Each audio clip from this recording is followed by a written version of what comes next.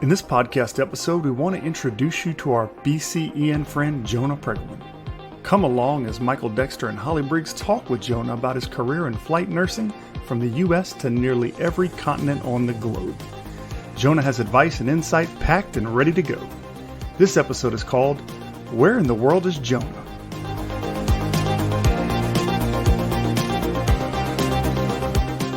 Hello, and welcome to the BCEN Friends podcast, where we hold interesting conversations about learning with a range of thought leaders, BCEN certification holders, and industry professionals. But most importantly, to create value and insight for you, our professional nurses across the emergency spectrum. We hope you find our discussions interesting, informative, sometimes funny, sometimes serious, and always valuable. I'm Hollye Briggs, a professional development specialist at BCEN and one of your hosts for today. I am joined by my co-host, Michael Dexter, Director of Professional Development at BCEN. Hi, Michael. Hello, Hollye. Glad you could be with us today. In this episode of BCEN Friends, we have Jonah Pregulman. Jonah is an emergency flight and transport nurse who has embraced the challenges of nursing in places most of us only know from dots on a map of the world. Michael, could you please introduce us to our BCEN friend, Jonah? Yes, Hollye, I'd be happy to introduce you to Jonah. I've known Jonah for a while through item writing at BCEN. He's part of the CFRN group. Jonah has been a nurse since 2016, having initially obtained his bachelor's degree from Case Western University in Cleveland, Ohio. He earned his master's degree from Capella University with a specialization in Informatics in 2020. He specializes in emergency, flight, and critical care transport, and he has achieved all 5 BCEN certifications. He's also a nationally registered paramedic with a variety of EMS experience spanning over 10 years, and his work includes various exotic locations such as Guam, Hawaii, Antarctica, and other international locations. Jonah, you are an extremely well-traveled and experienced nurse, and it is a pleasure to have you on the podcast. Thank you for being here. Thank you for having me, Michael and Hollye. Yeah, so I don't know if you went into nursing school just deciding that you wanted to travel the world or what your original goal was, but tell us a little bit about why you became a nurse and a little bit more about where this journey has led you. Yeah, I actually didn't know anything about traveling as a nurse when I got into nursing. I actually thought I wanted to be a nurse practitioner, and look where that got me. Got into nursing after being an EMT in high school and figuring out I wanted to go further than just the EMT basic level, and got into this traveling and going to exotic places after talking with a coworker who was a travel nurse. I thought it was really cool. She drove a really nice car, and I had no idea how she afforded it. And she was like, "Oh, have you heard of this cool thing called travel nursing?" And it just kind of got me started looking at cool locations and talking to people that have been to all these cool places. So tell me a little bit about where you came into this role of flight nursing, because you, like I mentioned, you're on the CFRN group. So what kind of started you into the flight nursing realm? Yeah, so actually during my EMT training, we had a helicopter land as a part of our clinical experience training. And I thought that was the coolest job ever. And kind of always had that in the back of my mind as something I wanted to do. And first got into flight nursing, doing longer distance transport on jets, doing like 1 to 9 hour transfers, and then transitioned over to shorter term fixed wing in California. And then I've been doing small roles doing flight nursing, most recently in Antarctica. Wow. So EMT, nursing, flight nursing, Antarctica. Okay. So what places outside of the continental U.S. have you worked, Jonah? Like, where have you been? So I worked, my first ever outside the continental U.S. was Hawaii. Still probably my favorite travel nurse assignment to date. Just such welcoming people, community, and walking outside of the ER doors to see palm trees and smelling the ocean was just great for on your 15-minute breaks. And then I've also been to Guam, similar community feel, island, which was great. And then also was in Alaska in nursing school in a little town called Bethel. It was a little colder there. I was there during the winter. And then most recently, my coldest location yet, Antarctica, And then I've also traveled to various countries for flight nursing, usually not spending much time there, but Italy and Canada, Mexico being the ones that come to mind. The places sound interesting, but obviously at the center of all this travel is the healthcare and taking care of patients. And so when you think of all these different places that you've worked and the trips that you've made, without, obviously going into any personal health information of anything, is there any examples of some of these types of patients you've taken care of, or some of the logistics you've even had to face just transporting patients around international boundaries and things? Absolutely. It definitely increases a lot of logistics. Just bringing your medication across borders. I got some very interesting looks from New Zealand customs when you check that little box that says, "Are you bringing anything across the country?" Yes. I'm like, "What do you have?" I'm like, "Well, I've got ketamine, I've got propofol, I've got fentanyl, I've got morphine." And they're like, "What do you plan on doing with that while you're here in our country? And why do you have this?" And the craziest part is they didn't even ask to see it. They just took my word for it. And I walked straight through customs. They were more concerned about the food I had in my bag than the drugs I had in my pocket. But just the coordination of getting fit to fly, getting people approved. Luckily, I've mostly worked with companies and organizations that take care of that part for me. But just thinking about, like, what can you bring? What can you bring? And bring an apple in their bag. Did they pack their lunch? And are you going to get stopped through customs? All those kind of things. Is your credit card going to work? We stopped in Mexico one time for one of the companies I worked for, and our credit card got declined. And we got detained for a few hours because we couldn't pay for the fuel for our aircraft because we didn't have any other way to pay it. So we got stuck on the tarmac in a very nice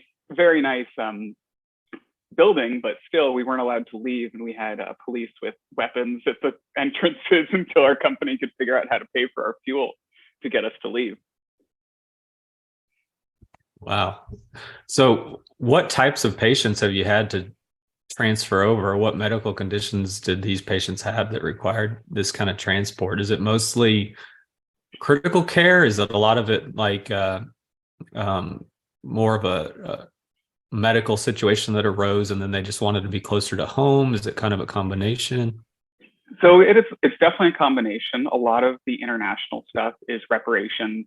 Patients that get injured abroad, get stabilized there, and then want to continue their care back home. In Antarctica, it was more of stabilize and transport. We only had X-ray and ultrasound. So pretty much anything in the belly was really hard to differentiate.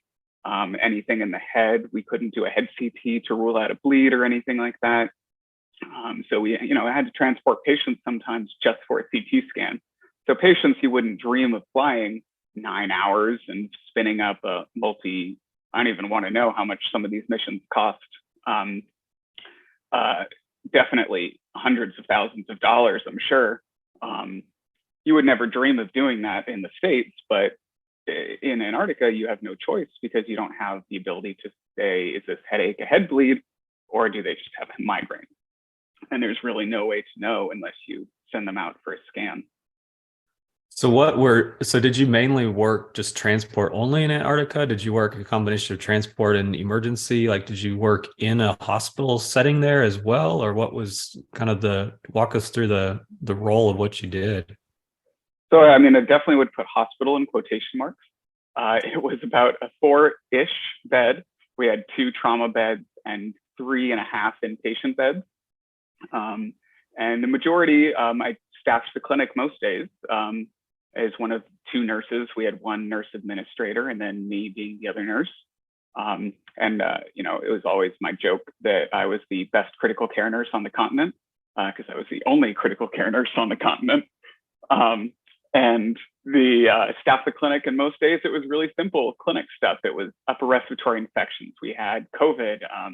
We had the flu. We had strep throat. We had urinary tract infections. We had just the normal stuff that you would see for a doctor's office. And then every now and again, we'd have trauma from work injuries, trip and falls were the most common cause for trauma, actually. And then random, I think we had one or two exposures to like hazardous materials like fire extinguisher foam or something like that would just spice up the day. And then some days we saw no patients. And then other days we had a COVID shot clinic since the bivalent COVID vaccination came out. While most of us were down there, they shipped it down. So I got to see the logistics of sending a vaccine at -50 from, I believe it was Texas, all the way down to Antarctica. I'd see the daily email of where it was and all the checks for that. So with working in Antarctica, with working in Guam, and you mentioned Mexico, other places, what would be, in your opinion, probably the most extreme healthcare situation you've had to deal with? I think it's mostly the weather. Obviously, everything becomes more complicated with the weather. I can think of one medevac that it was 20, 30 mile or not, I'm not sure the designation, mile-an-hour winds, and it's 3 o'clock in the morning. It's sunny because the sun is always up, but I have the extreme boots on. I have 2 pairs of socks on. I have long underwear, snow pants, 3 jackets, and I'm still freezing, trying to load a patient into the back of a C-130, which doesn't have any heat until it starts up and the entire back is open. So we're trying to figure out how to load the patient, set up the litter, set up the monitoring equipment. Meanwhile, you have to worry about things you don't normally have to worry about. Is my IV line going to freeze? Is my patient's IV going to freeze? Can I see my patient's face? Well, I have to cover their face to keep them warm. Are they too warm? Is all this stuff that we have making them too warm? Can I access anything if there was an emergency? Probably not. So you have to really think about how you're setting up your monitor and your IVs before you get there. And then making sure that your patient stays a comfortable temperature. While you're trying to stay a comfortable temperature, you take off your gloves and your hands are numb. You definitely aren't going to do anything dexterous with your hands after that. And so just thinking ahead for bringing hand warmers and all those kind of things are stuff you don't really usually think about. You have had a lot of different experiences, and what you maybe didn't know, you had a lot of chances to kind of learn as you went. And then also when you learned that in one place, then you took it to somewhere else. Like I feel like you've constantly shown what it is to be a lifelong learner. And that is actually one of the questions I wanted to ask you. Why do you feel it's important to be a lifelong learner? And I think just listening to your journey in nursing, I see how it's very evident that you have continued to learn. Not only do you have all 5 of the certifications that BCEN offers, but you've had all these different experiences where you've nursed in very extreme and very different healthcare realms. So tell me, why do you feel it's important to be a lifelong learner, Jonah? Sure.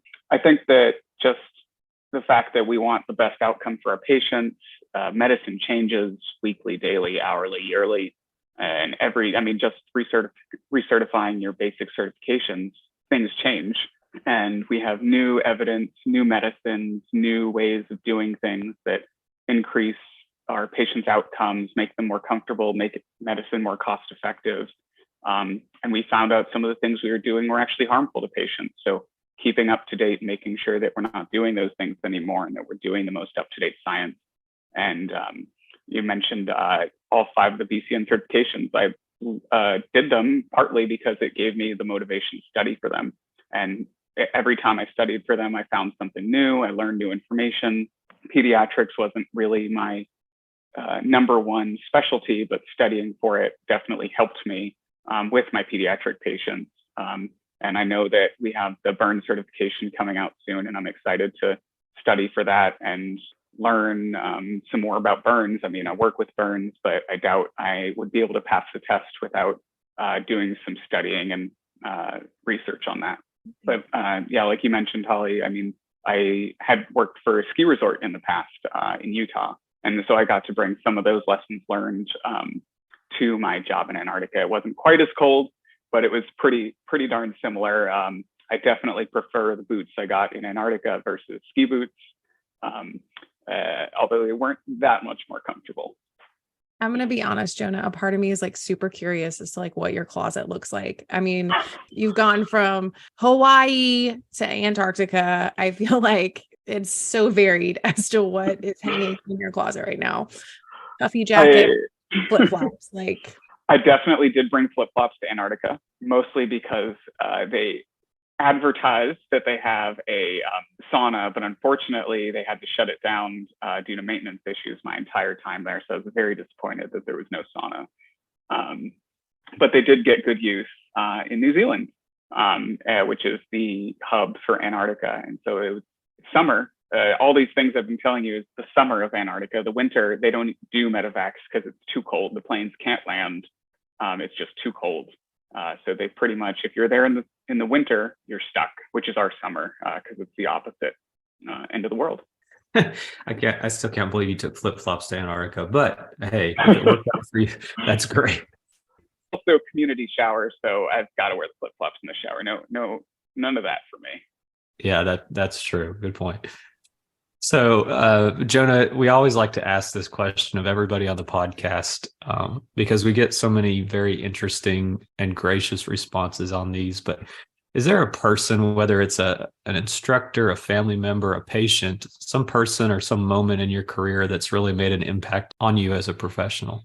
Yeah, I think going back to what I mentioned earlier in the podcast, when the flight nurse and flight medic landed during my EMT class, and we're talking about what they do and their job and their day-to-day, I just thought that was the coolest thing ever. And the coolest job that anyone could have would be to fly around in your own personal helicopter, land, do everything that they do in the hospital pretty much, and then take them back to the hospital.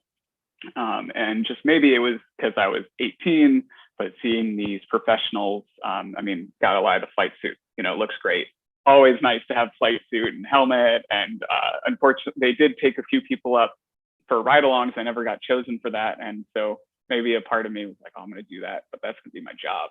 And I'm going to be able to go up in the helicopter, airplane. So I think that was one of the moments in my career very early that I decided that was something I really wanted to do. Yeah, the flight suit helps. I mean, it was one of the reasons that I was like, man, maybe I want to do that. It's a really cool outfit. Plug for BCEN flight suit. I'm gonna bring it to my director. Jonah works hard to brand a lot of things, but I don't know that we've had any requests for a BCEN flight suit before. Now we have two, me and Jonah. BCEN food, BCEN jackets, BCEN everything. Flight suit, I'm gonna put that in that box that we have for really great ideas that will eventually get taken into consideration. I'm gonna drop that one in there for us, Jonah. All right. Well, I do have a few rapid fire questions. And again, this is just to get to know you a little bit better. What would you be doing if you were not in your current role? So if you could do anything, what would you do? So I guess nursing wise, I've always been really interested in devices, technology and healthcare, all those cool things that we do that are cutting edge that helps our patients. But if I was to throw nursing out the window, I'd probably be on some beach working as a scuba instructor. If money was no object and I could live anywhere, I could just see myself living in Bali or somewhere similar, just hanging out on the beach, going scuba diving every day. That sounds fantastic. Okay. I'm going to ask you another random but good question. Do you have a good book recommendation, or what are you currently reading right now?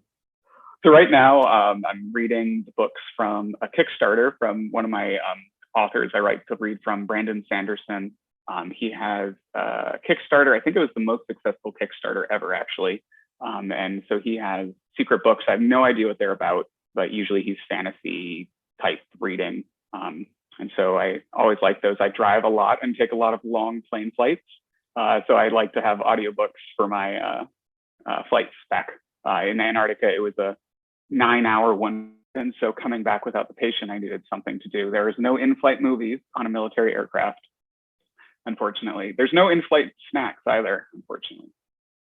I tell you what, I Yeah, mean, you got to pack your own. Yeah. It's a good thing that that's the only option you had, because I'm sure you would have picked the one with the in-flight movies and the snacks, right? But yes, the first class seat, the in-flight champagne, and the frequent flyer miles.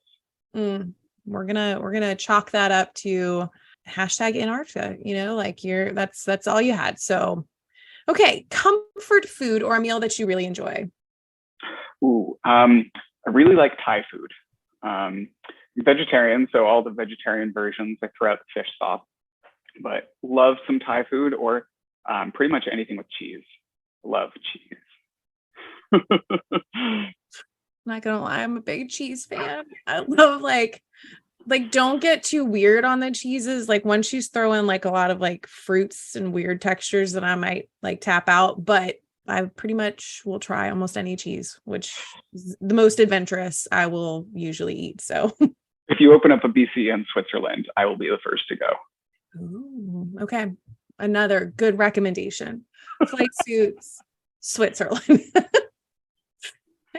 I mean, I don't really speak the language, but I think I know a great, we could have Michael as our director down there. I could be the head of snacking. I wouldn't be a BCEN podcast if I didn't have a snack. We can start having a multilingual podcast if that helps, Jonah. Maybe we can get a little bit more interest in that region.